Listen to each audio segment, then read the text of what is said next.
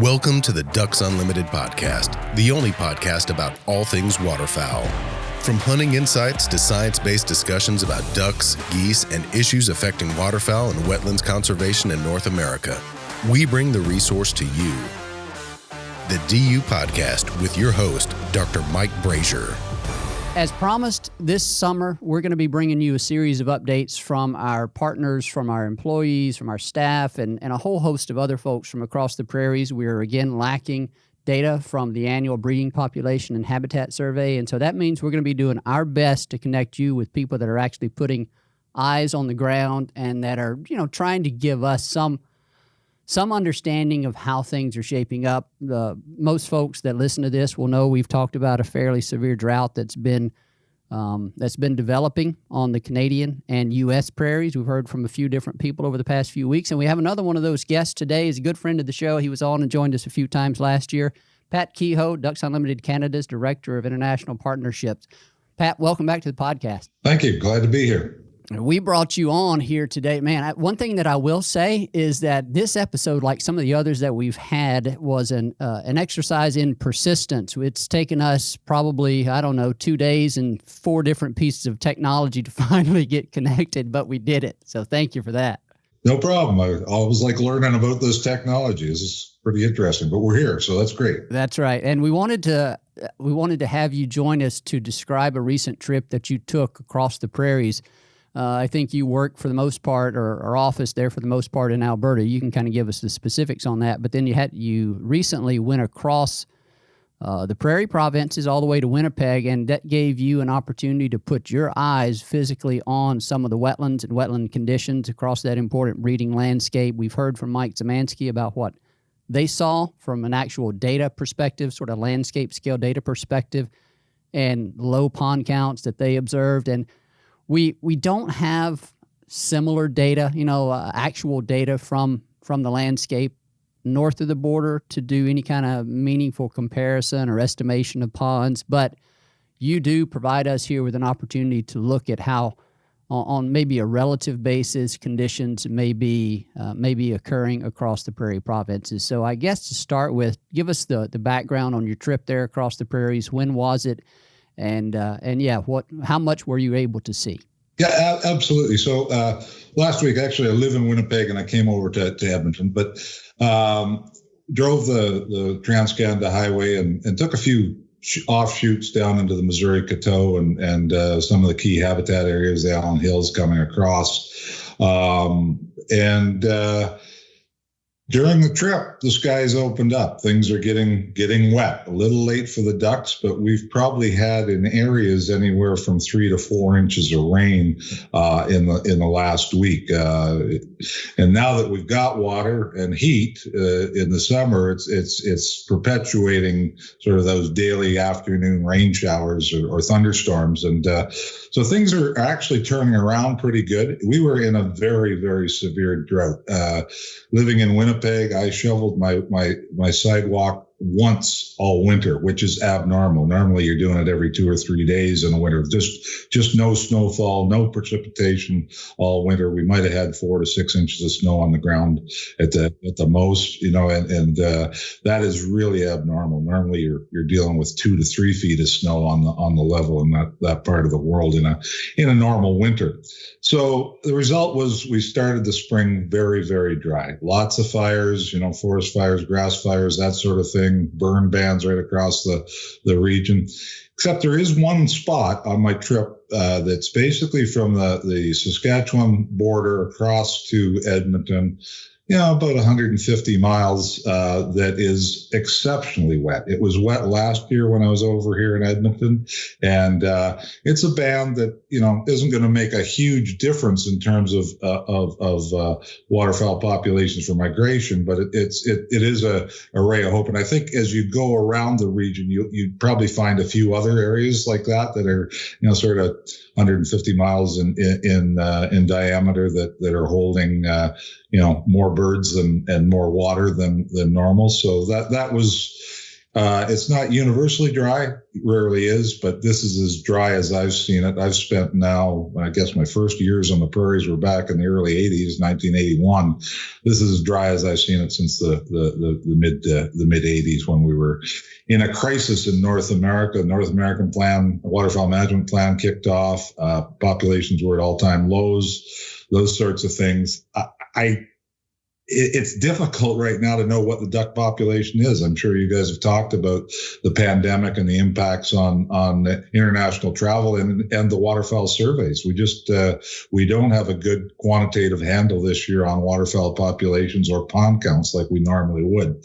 So the best we've got is anecdotal information from, I guess, guys like me that have been around for a while, and it certainly was pretty dismal starting the spring, and that was extending all the way down into the Dakotas. I talked to a few folks in the Dakotas in the last week, and they're also getting rain now. So, it does give us a ray of hope and optimism for next year, but I would expect, sort of lower, definitely lower than the fall flights we've enjoyed for the last 10 or 15 years. It's probably going to be, a pretty tough year for young birds, especially in the fall flights, but there'll still be ducks. I mean, it's a big part of the country, and there's, still millions of ducks out there, but the production, which a lot of people need for good waterfowl hunting, is going to be lower than it has been in a number of years. Good side of that, of course, is wetlands need to dry out. Our wetlands in Prairie Canada have been wet for 15 plus years. They started to get stagnant in the last few years. They need to draw down, dry out, reflood, and reinvigorate the nutrient cycle in those wetlands to provide the invertebrates, the bugs, and such that the young ducklings need to eat to grow. So drought is needed. It's a necessary part of the cycle, but it's a hard pill to swallow when you're sitting in a duck blind expecting the numbers that you've seen in the last few years. Pat, I want to ask you a little bit more about that area in Saskatchewan that you described as being exceptionally wet or very wet. Is that by chance anywhere near the Allen Hills region? Or are we a little bit different from that? It would actually be, it's on the Saskatchewan border. So the town of Lloydminster is right on the Saskatchewan border, and then extends west into Alberta. So it's actually in one of our target landscapes, the Viking landscape east of Edmonton. So it is in a good waterfowl production area. And but it's probably in the order of, high tens of thousands of ducks using that area, maybe 100,000 at the upside. So it's not going to contribute a whole lot, but it is in very good shape this year. And it was last August when I went through as well. So that's the thing. I mean, when things are wet, up here, you get that water makes water, right? So when it heats up, you get more thunderstorms, you get that wet cycle. When things dry out, then they dry right out. So having an area like that was wet last summer, it's not unusual that would be wet again this year, and will probably carry on, even if drought was to continue for another 2-3 years of good wetland habitat conditions in that area. Rebound can be very quick too. I mean, if we continue to get rain this summer and decent snowfall next winter, we'll be right back in the ballpark. It'll take several years to build up to what we were 4 or 5 years ago, but those ducks can respond very quickly when water hits the ground. That's great perspective. And whenever you mentioned that area of good wetland condition was on the Saskatchewan border, I think I instinctively thought about the eastern border, but you're talking about the western border, obviously, and going into Alberta. And so is that, right? Whenever I've been looking at the drought maps, and you having driven across this area, and there's going to be a little bit of a mismatch between the date of the drought maps that I had been looking at, and then when you traversed the prairies here last week. By the way, we are recording this on June 16th, just kind of for a temporal stamp on things, meaning that you were would have been kind of early to mid-June when you went across the prairies. So the drought maps that I was looking at, let's say in early June, late May, tended to suggest to me that the drought was most severe in North Dakota, stretching into South Dakota, north into southwestern Manitoba, and then as you went west into Saskatchewan and Alberta, it was still dry, still pretty. I don't know if extreme is the right word, but some pretty substantial drought, let me just say.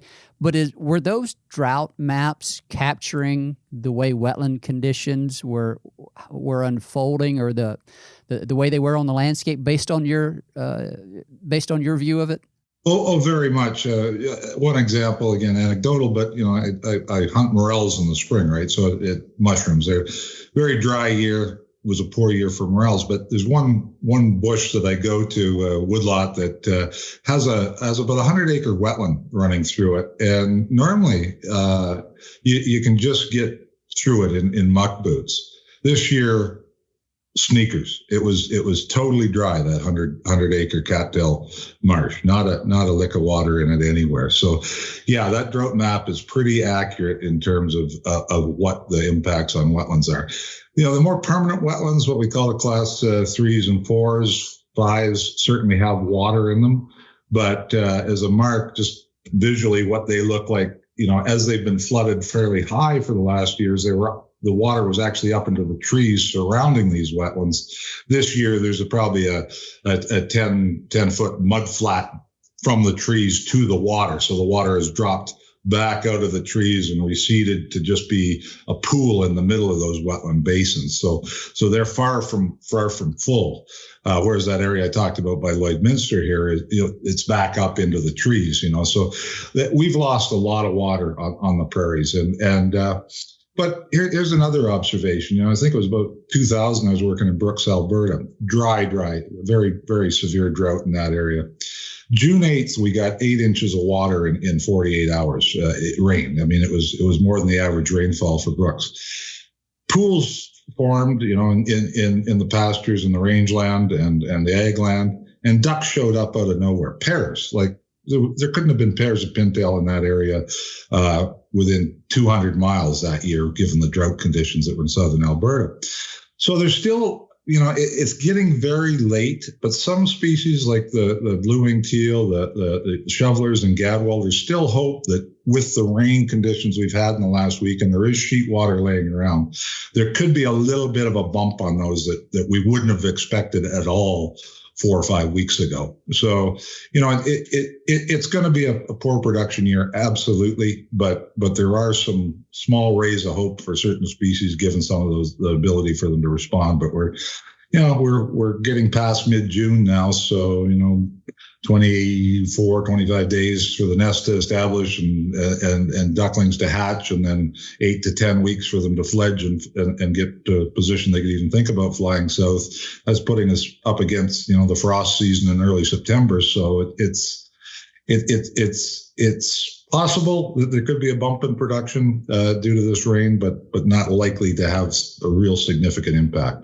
Pat, you mentioned the rain that has fallen here over the recent weeks. Did you see any kind of temporary and ephemeral wetlands forming, and were the ducks responding on your trip the way you described in that earlier experience? Yeah. Well, the rain fell during my trip, but certainly driving around from Regina up to Edmonton last Wednesday, there was sheet water laying in agricultural fields. The good part of that too, not good for the farmers trying to, produce crops that are getting flooded, but is that seeding has been done. So those birds that do try to nest now won't be impacted by seeding and agricultural operations. So again, another little edge there that could have a positive impact on fall flights. But yes, I was seeing some birds respond to the new water as I moved across. I'm driving back next week, so it'll be interesting to see how big a change there is in the landscape. Going back sort of after 3 to 4 inches of rain. Yeah, and so the rain that you received, we talked to Mike Zemansky, and one of his concerns about the rain they had received in North Dakota is it came down in like thunderstorm and very, very heavy rain. And he was talking about how, at least in those areas where for wetland basins embedded in cropland, they actually saw a fair bit of erosion and topsoil runoff into those wetlands. Was that the same type of were those the same type of precipitation, heavy rainfall events that y'all received in Canada? We've certainly had some of that, but I'd say overall it's been a mix. We had a couple of days that were just a slow, steady rain, but again, with those fields being plowed and seeded bare basically this time of year, except for some little seedlings of wheat and so on. Erosion is a huge concern. Water erosion, yeah, absolutely. Any insight on wetland conditions in the boreal forest, whether they're in the western boreal forest or eastern boreal forest? I know you have a lot of colleagues within DU Canada and other organizations and agencies. Have you spoken with any of them? And maybe just kind of give people some context of the how the year-to-year variation in wetland conditions in the boreal forest compared to that we see in the prairies. So the boreal forest is generally more of a stable environment in terms of water conditions than the prairies. Larger lakes, larger wetlands, more watershed type wetlands, so there's a constant flow of water through them. So boreal forest tends to be the reservoir for waterfowl populations, continental populations, when it is drought on the prairies. So what happens is the birds will come and they'll nest wherever many species will nest wherever the nearest available water is. So in the last few years, we've seen populations in North and South Dakota fairly high, particularly species like pintail and teal that tend to be more nomadic. But when it's dry, those birds will totally overfly the prairie pothole region and end up in the boreal and attempt to breed there. And so the boreal is the strongest reservoir for waterfowl in drought years, no question about it. That's where a lot of the birds that normally would breed on the prairies end up and can breed fairly successfully in the boreal forest, and that keeps the overall population sort of intact continentally. So when water does return to the prairies, those birds will return to the prairies. They'll respond to that water very quickly. Pat, I appreciate you joining us here. We're going to start wrapping up. That you brought some really useful and unique insights to this picture that we've been describing, we've been talking a lot about, and I know we will continue to talk about it, and that being the widespread drought. You provided great context earlier with a comment that you made about even in this year where we have been starting to communicate about a rather widespread and severe drought. You had identified even before the rains of a couple of weeks ago that there were still some pockets, small in the grand scheme of things, that within the prairies that did have decent wetland conditions. And that's a point that we try to make, and certainly are trying to make, is that during any given year, it's not at all uncommon to find areas that are going through rather severe drought and other areas that are just brimming with water and very, very full wetland basins. But then also it's pretty rare for us to see years where we have the entire prairie landscape with full wetland basins, and also similarly rare where we would see the entire prairie landscape totally absent, totally void of any water, right? And so that speaks to the dynamic nature of that entire system and the importance and the reason why Ducks Unlimited and Ducks Unlimited Canada approach the conservation of that important landscape from the entire landscape perspective, right? Absolutely. Our whole strategy, whether you're in the Dakotas working for DU or with DU Canada, is to set that table in terms of optimal habitat available. So when the water comes, those birds respond, and as you say, they'll move around the region, from North Dakota to northern Alberta, depending on where the water and conditions are best in any given year. We've had a blessing of a set of very wet years, which have provided us with tremendous fall flights. But as I said, that drought is a necessary part of the cycle. The birds will come back. There's no doubt about that when the water returns. And hopefully we're seeing the first signs of water returning, because it's been drying up really for the last 3-4 years. Yeah, this has been some really good news compared to some of the other stories that we've heard. And I think it's illustrative of how quickly things can turn around. But again, I think the thing to emphasize here is that, despite the rain that you've talked about, that's the response and maybe the scale at which that rain has fallen is similarly not uniform across the landscape. So it's this dynamic landscape in space and time. But nevertheless, this is certainly trending in the right direction as of this particular day, and we can kind of hope that things continue in that regard. One question that we might get is that we talk a lot about the importance of wetlands periodically drying. Let's say, did they dry enough? I guess was the question. What do we know about the length of time that these wetlands need to dry up? If they were dry at the beginning of the spring and now they're wet again, is that enough to do the nutrient recharge, nutrient recycling that we were talking about? What do we know in that regard?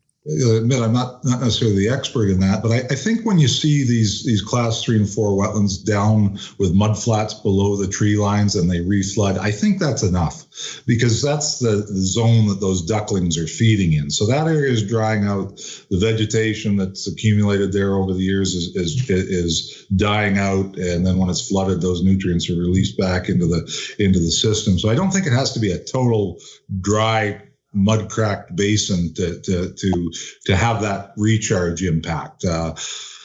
Certainly the more ephemeral wetlands, those seasonal wetlands, are in that state. They're totally dry, or were totally dry. And so I think what we've seen in terms of drought right now, if water returns as it's starting to, it's a long way to go, but it is starting to, I think you'll see enough of a recharge in nutrients to give that population boost when the birds find the water in future years and come back. Well, that's good news to hear. We'll keep an eye on the weather and the rainfall patterns up there, and keeping in mind that you're going to be traveling back across the prairies here in a couple of weeks. If we see some important changes, we'll try to reconnect with you maybe for another update here during the summer.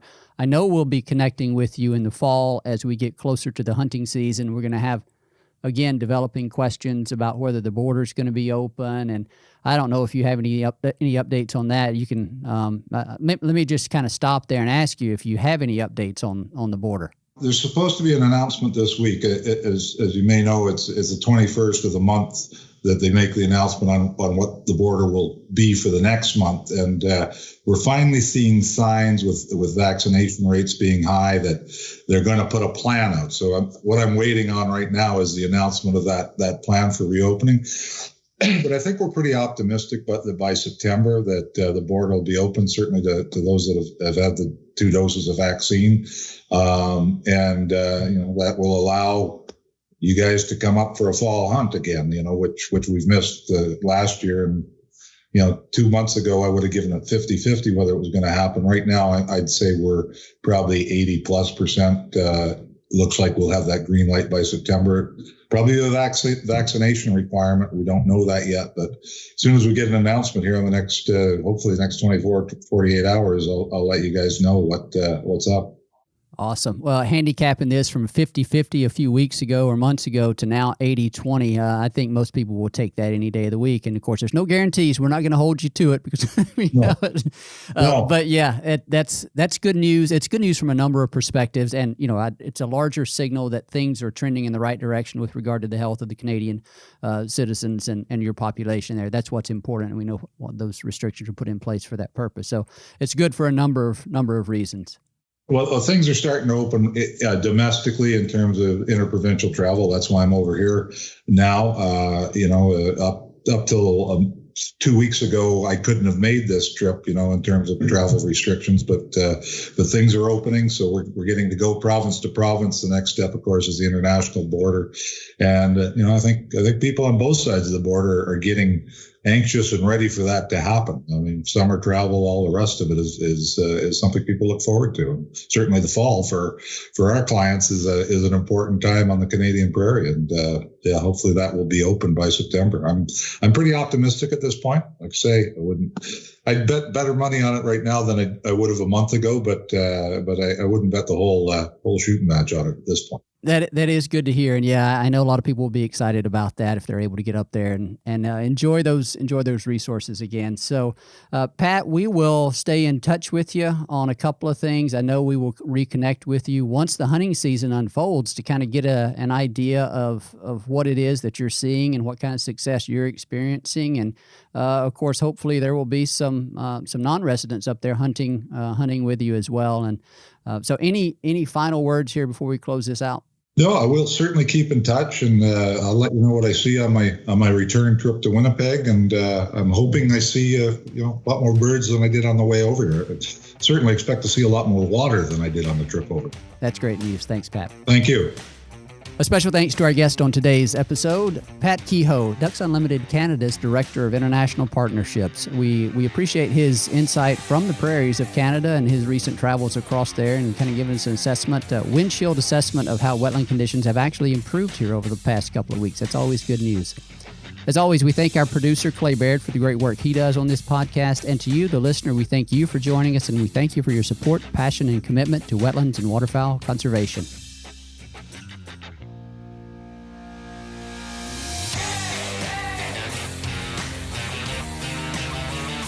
Thank you for listening to this episode of the DU Podcast. Be sure to rate, review, and subscribe to the show, and visit www.ducks.org/DU Podcast for resources based on today's topics, as well as access to more episodes. Opinions expressed by guests do not necessarily reflect those of Ducks Unlimited. Until next time, stay tuned to the Ducks.